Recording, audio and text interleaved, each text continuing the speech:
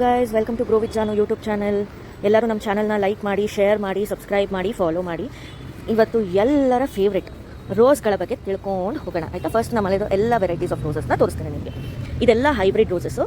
ಇದು double delight ಅಂತ ಹೇಳ್ಬೋದು. ಬಿಕಾಸ್ ಇಲ್ಲಿ white colour, peach white colour ನಿಮಗೆ ಕಾಣಿಸ್ಬೋದು. ಆ ಕಲರ್ ಇದೆ, ಮೇಲ್ಗಡೆ ಎಲ್ಲ ಪಿಂಕ್ ಕಲರ್ ಇದೆ, ಹೌದಲ್ವಾ? ಅದಕ್ಕೆ ಇದನ್ನು ಡಬಲ್ ಡಿಲೈಟ್ ಅಂತ ಕರೀತಾರೆ. ನೆಕ್ಸ್ಟ್ ರೋಸ್ ಬಂದುಬಿಟ್ಟು ಇದು ನೀವು ನೋಡ್ಬೋದು. ಇದು ಒಂದೊಂದು ಸೀಸನ್ಗೆ ಒಂದೊಂದು ಕಲರ್ ಥರ ಬರುತ್ತೆ. ಇದು ರೋಸು ನಾವು ಜಸ್ಟ್ ನರ್ಸರಿಯಿಂದ ತಂದ್ವಿ, ಡಬಲ್ ಕಲರ್ ಇದೆ ಅಂತ ಹೇಳ್ಬಿಟ್ಟು. ಸೊ ಒಂದೊಂದು ಸೀಸನ್ಗೆ ಒಂದೊಂದು ಥರ. ಇದ್ರಲ್ಲಿ ನೋಡಿ ಪಿಂಕ್ ಕಲರ್ ಬಂದಿದೆ, ನೆಕ್ಸ್ಟ್ ಸೀಸನ್ಗೆ ಇನ್ನೊಂದು ಥರ ಬರುತ್ತೆ. ಆ್ಯಂಡ್ ಇದು ನೋಡ್ಬೋದು, ಪಿಂಕ್ ಕಲರ್ ರೋಸ್ ಕಾಣಿಸ್ತಿದೆ. ಪಿಂಕ್ ಕಲರ್ ಎಷ್ಟು ಚೆನ್ನಾಗಿದೆ ಅಲ್ವಾ? ಪಿಂಕ್ ಕೈಯಲ್ಲಿ ಇನ್ನೂ ಹರಳಬೇಕು, ಇನ್ನೂ ತುಂಬ ಚೆನ್ನಾಗಿ ಹರಳುತ್ತೆ. ಎಷ್ಟು ಚೆನ್ನಾಗಿ ಕಾಣ್ತಿದೆ ಅಲ್ಲ? ಕೈ ಅಷ್ಟಿರುತ್ತೆ, ನೀಟಾಗಿ ಹಿಡ್ಕೊಂಡ್ರೆ ಎಷ್ಟು ಮುದ್ದಾಗಿರುತ್ತೆ ಅಲ್ಲ. ಏನೇ ಇದ್ರೂ ನಮ್ಮ ಮನೇಲಿ ನಾವು ಬೆಳೆಸಿ ಮುಡ್ಕೊಳ್ಳೋದು, ದೇವ್ರಿಗೆ ಮುಡಿಸೋದು, ಇದ್ರಲ್ಲಿ ಬರೋ ಖುಷಿ ಯಾವುದಲ್ಲೂ ಬರಲ್ಲ.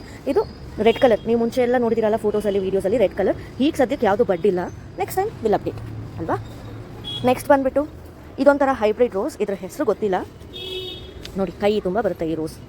ನೋಡಿ ಕೈ ಸೈಜ್ ನೋಡಿ ಅಲ್ವಾ? ಕೈ ತುಂಬ ಬರುತ್ತೆ ಈ ರೋಸಸ್ಸು. ಆ್ಯಂಡ್ ಇನ್ನೂ ಅರಳಬೇಕು, ಮೇ ಬಿ ನಾಳೆಗೆ ಅರಳಿರುತ್ತೆ, will see on it. And next ಇದು ಬಂದುಬಿಟ್ಟು ವೈಟ್ ಕಲರ್ ರೋಸ್. ವೈಟ್ ಎಷ್ಟೊಂದು ಜನಕ್ಕೆ ವೈಟ್ ಕಲರ್ ಇಷ್ಟ ಅಲ್ವಾ? ವೈಟ್ ರೋಸ್ ಇದನ್ನು ಮೊಗ್ಗಿದೆ, ಇನ್ನೂ ಅರಳಬೇಕು.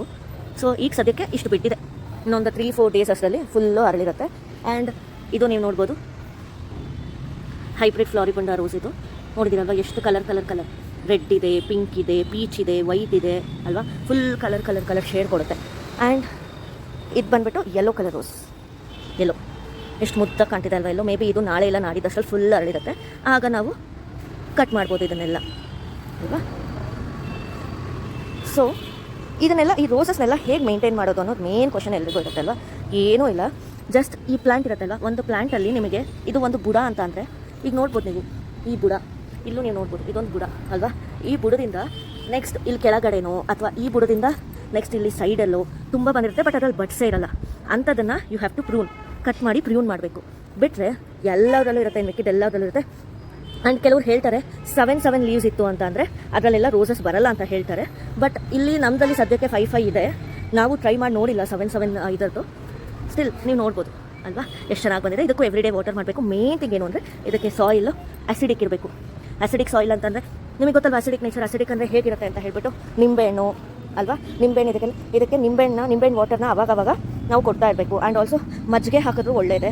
ಆ್ಯಂಡ್ ಆಮೇಲೆ ಇನ್ನೊಂದೇನು ಅಂತ ಅಂದರೆ ರೈಸ್ ವಾಟರ್.